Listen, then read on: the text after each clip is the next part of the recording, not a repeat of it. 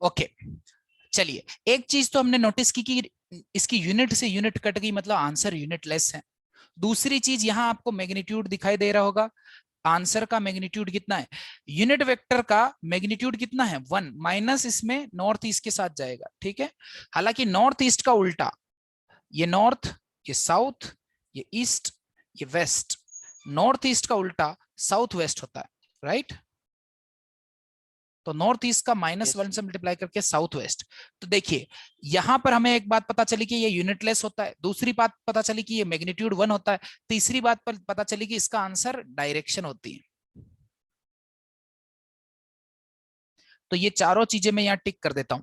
ये पता चल गई कि ये डायरेक्शन होता है, ये पता चल गया कि इसका मैग्नीट्यूड 1 होता है, ये पता चल गया कि इसकी यूनिट नहीं होती, और ये हमने पहले से समझ रखा था कि इसमें केप साइन से, ये केप, ये साइन है केप, केप साइन से इसे रिप्रेजेंट किया जाता है। ठीक है कि नहीं है? Yes sir. Yes sir. Okay, very well, very well.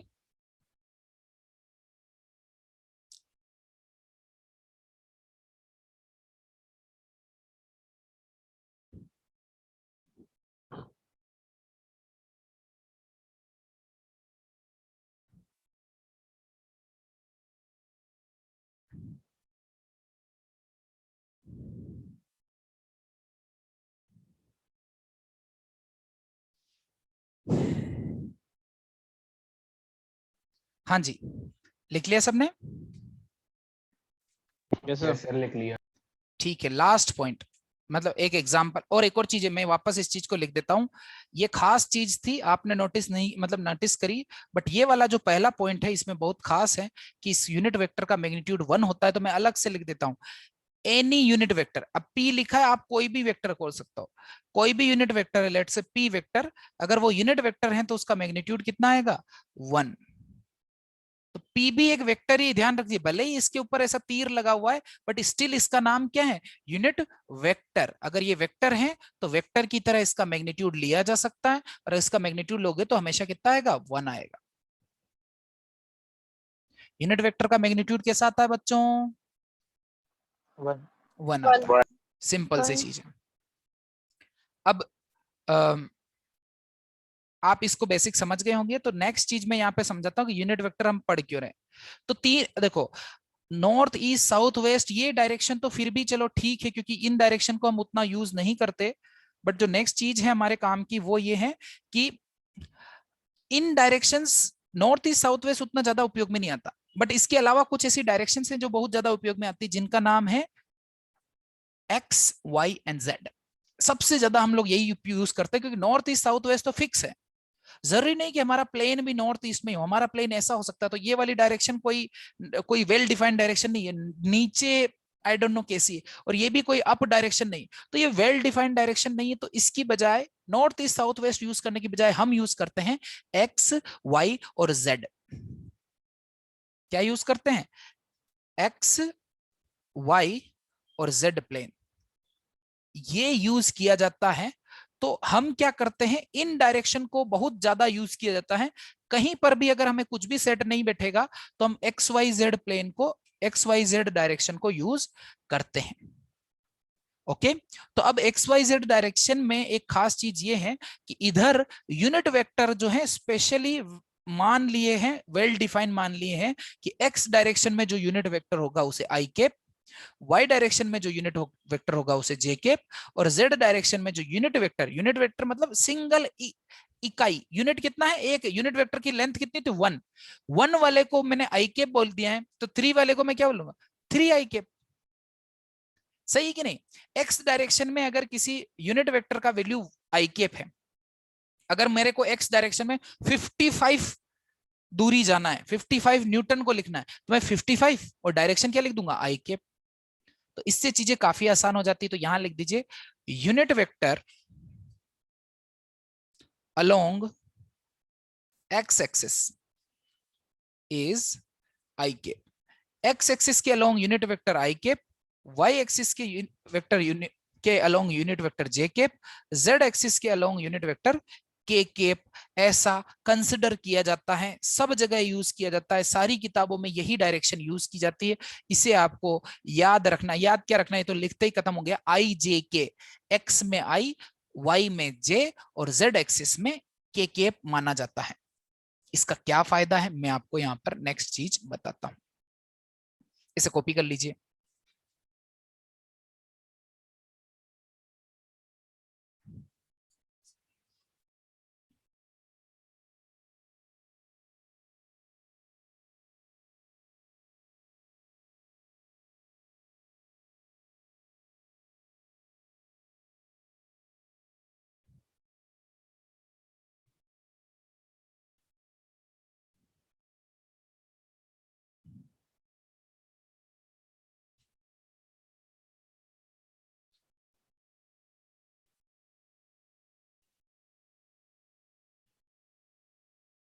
Yes sir. Okay done. तो अब मैं इसको यूज करके बताता हूं कि किस तरह से मैं यूनिट वेक्टर को यूज करके मेरा फायदा है। यूनिट वेक्टर ध्यान दीजिए, यूनिट वेक्टर एक सिंगल यूनिट के लिए लिखा जाता है। अगर 5 यूनिट के लिए लिखना है तो 5 इंटू दैट यूनिट वेक्टर कर देंगे। इसका यूज डायरेक्शन को दिखाने के लिए किया जाता है। तो जैसे एग्जाम्पल के तौर पर मैं कहीं पर ये लिख दूं, एग्जाम्पल के लिए मैं ये लिख दूं F force is force F1 is 20 Newton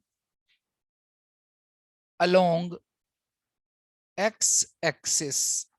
इतना लंबा चौड़ा लिखने की जगह ऐसे भी लिखा जा सकता है। इसका मतलब F1 जो है एक वेक्टर है, वैल्यू इसकी 20 न्यूटन है, डायरेक्शन इसकी x एक्सिस है, और x एक्सिस की डायरेक्शन का नाम क्या रख दिया गया है, आई केप। तो 20 न्यूटन आई केप इसे लिख दिया जाएगा, बात खत्म। तो कितना आसानी से इस चीज को रिप्रेजेंट कर दिया गया। एज वेल एज ऐसा रिप्रेजेंट कर देने से इसकी मैथमेटिक्स आसान हो जाती है, इसको समझना काफी आसान हो जाता है। एक और मैं एग्जांपल बताता हूं आपको। लेट से मान लीजिए एक फोर्स है मेरा, फोर्स नहीं लोकेशन बताता हूं, ये आसान रहेगा। जैसे ओ मेरा ओरिजिन है, पी पॉइंट मेरा ये है, एक वेक्टर है जिसका नाम मान लीजिए ओपी वेक्टर है, 3,4 इसका लोकेशन है। पी पॉइंट का लोकेशन तो इसको बोलते हैं लोकेशन ऑफ पॉइंट पी।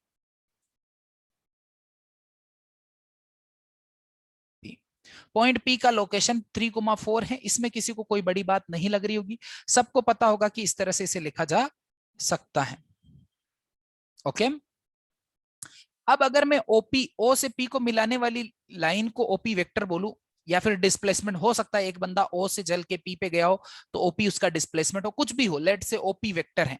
तो मैं अगर ओपी वेक्टर को इस तरह से मैथमेटिकली रिप्रेजेंट करना चाहूं तो कैसे करूंगा, ये आपके सामने आ रहा है। अभी तैयार रहें, सामने देखें। तो मैं इसको इस तरह से दो हिस्सों में तोड़ लूंगा, यहां पे डाल दूंगा परपेंडिकुलर। 3 को लिखूंगा, देखो ये होता है 3 और ये होता है 4।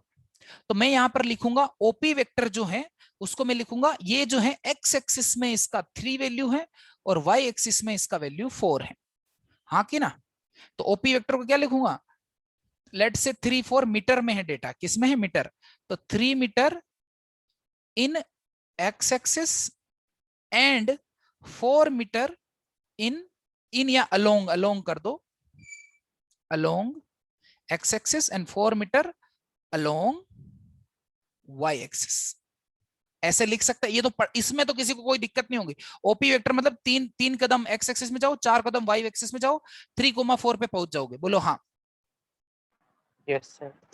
इसी चीज को कैसे रिप्रेजेंट करते हैं, इजीली देखना, 3 metre i cap plus 4 metre j cap.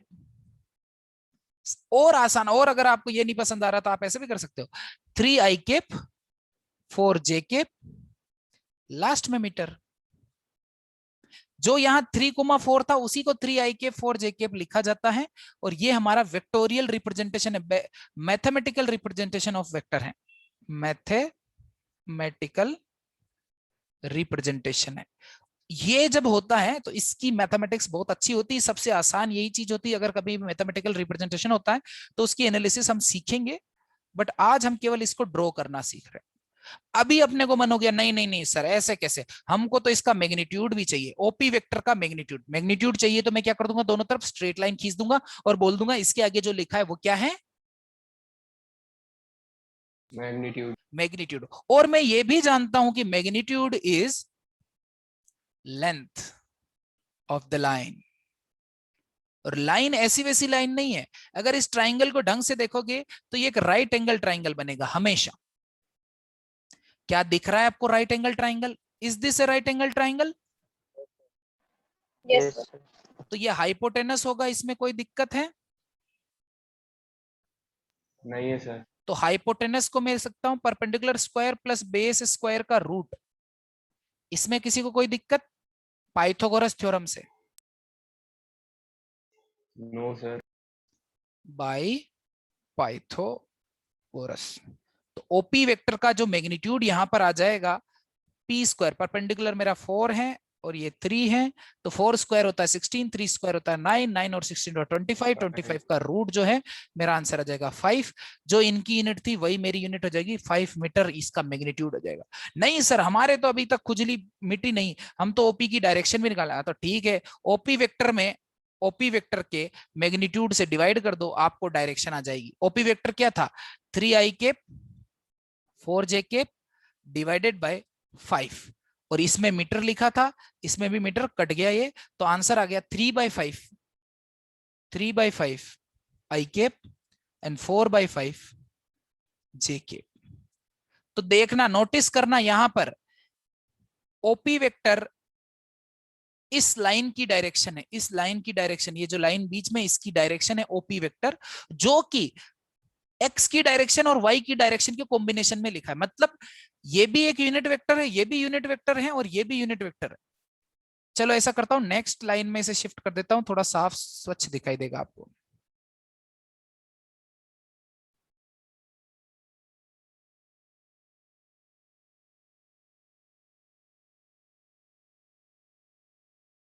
तो ओपी वेक्टर की जो डायरेक्शन है वो मेरी एक्स एक्सिस और वाई एक्सिस की डायरेक्शन के रूप में लिखी गई है। मतलब एक यूनिट वेक्टर को दो अलग यूनिट वेक्टर या तीन अलग यूनिट वेक्टर के टर्म में भी लिखा जा सकता है। ये आपने अभी भी देखा, क्या आपको ये देख के डर लग रहा है क्या? नहीं। हाँ सर, पहले भी तो हमने नॉर्थ ईस्ट को नॉर्थ और ईस्ट के रूप में लिखा था। हम डायरेक्शन हमेशा ऐसे यूज करते हैं, दो डायरेक्शन के बीच में 60 डिग्री नॉर्थ ऑफ ईस्ट, तो यहाँ पर नॉर्थ और ईस्ट दोनों को यूज करके एक नई डायरेक्शन लिखी थी। वैसे ही कर रहा हूं, आई केप और जे केप दोनों को यूज करके एक नई डायरेक्शन लिखता रहा हूं, ओपी डायरेक्शन। तो डायरेक्शन को दूसरी डायरेक्शन के रूप में लिखना इट इज फाइन, एक यूनिट वेक्टर को दूसरे यूनिट वेक्टर के रूप में लिखना इट इज फाइन। ठीक है, अगर आपको हल्का सा भी ये चीज डरावना या फिर अजीब लग रहा है तो प्लीज शेयर।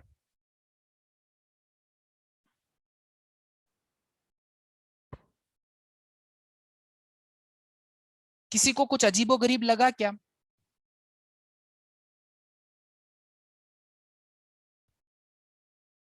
हेलो? नो। चलिए,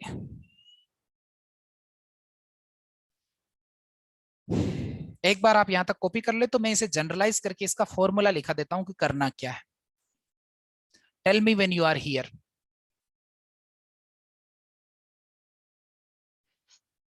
ये है मैग्नीट्यूड ऑफ ओपी वेक्टर, ये है डायरेक्शन ऑफ ओपी वेक्टर, जिसे ओपी केप से रिप्रेजेंट किया जा सकता है। Direction, magnitude,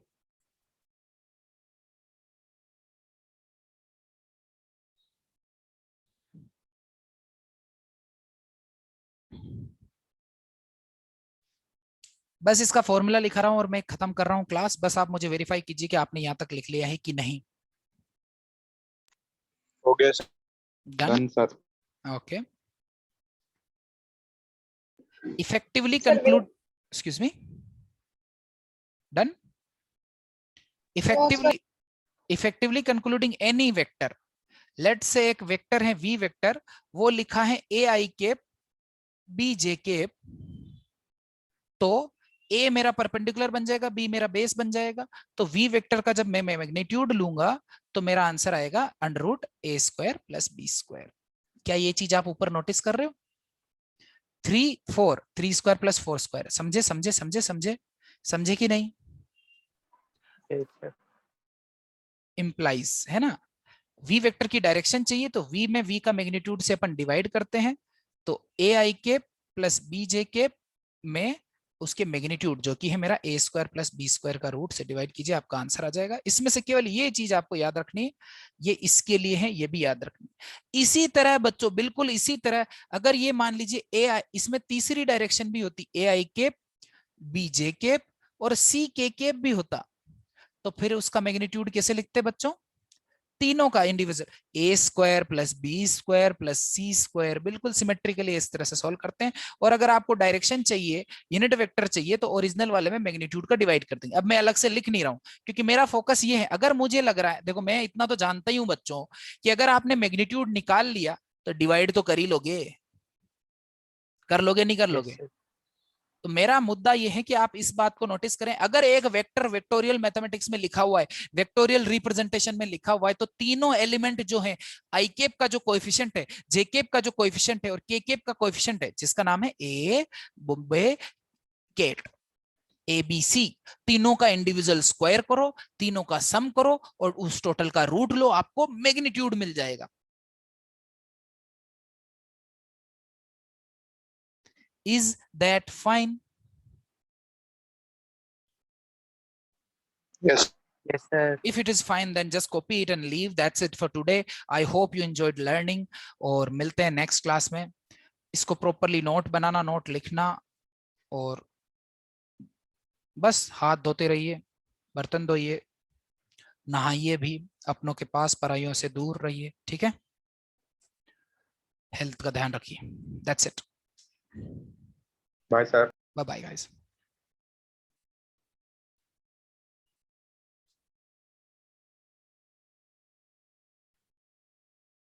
sir when we will discuss module of electro, अभी कल तो दिया है डन, इफ जब हम लोग एग्री कर लेंगे कि आप लोगों ने अटेम्प्ट कर लिए हैं तब डिस्कस करेंगे। मैं डिस्कशन के लिए व्हाट्सएप में शेयर करूंगा आपको डेट।